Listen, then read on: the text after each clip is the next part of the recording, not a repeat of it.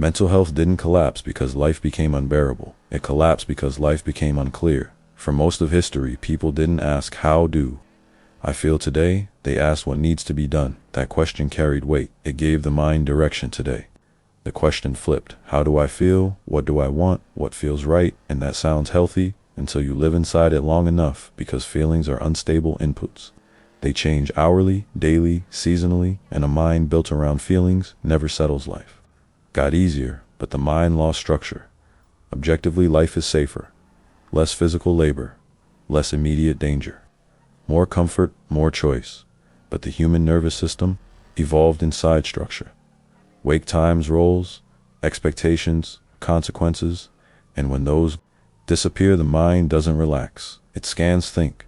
About a normal day now, there is no fixed start, no clear end, no signal that you did enough work bleeds into rest.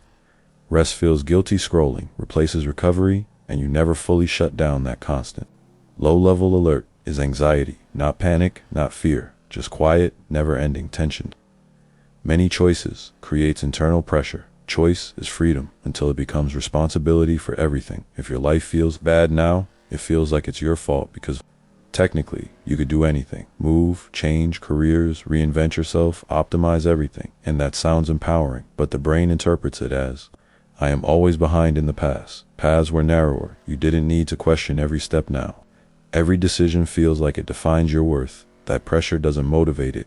Exhausts, and exhaustion doesn't look dramatic. It looks like disengagement. Comparison never turns off anymore. Comparison used to be local. Your town, your coworkers, your friends. Now it's global and constant. You compare your worst days to someone else's highlight reel, and your brain doesn't know. It's fake, it just sees. Others are moving faster, doing better, feeling happier, so even when nothing is wrong, you feel inadequate. And that gap quietly becomes anxiety, then shame, then numbness. Discomfort lost its meaning. Discomfort used to signal growth. Hard days meant progress. Resistance meant strength. Now, discomfort is treated as a threat. If something feels hard, people assume it's wrong, but growth feels hard. Responsibility feels heavy. Commitment feels restrictive. And when you remove all friction, you don't get peace, you get fragility. Small stress feels overwhelming. Normal sadness feels alarming. The tolerance window shrinks, and that isn't weakness, that is lack of exposure. Emotional language expanded faster than coping skills. We gave people better words, but not better tools. Everything gets labeled, analyzed, diagnosed, but labeling pain doesn't metabolize it sometimes.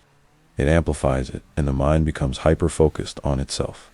Constantly checking, am I okay? Is this normal? Should I feel this way? And that self-monitoring keeps the nervous system active. Peace requires outward focus. Isolation disguised as independence. We celebrate independence. No one needs anyone. Everyone handles their own life, but humans stabilize through being needed. Think about how grounding. Responsibility is a job that matters, a person dependent on you, a role that doesn't care how you feel today, and when no one needs you, your existence feels optional. That hits deeper than loneliness. It hits identity. Digital life removed to natural rhythms, day and night, blur work and rest, blur public and private blur.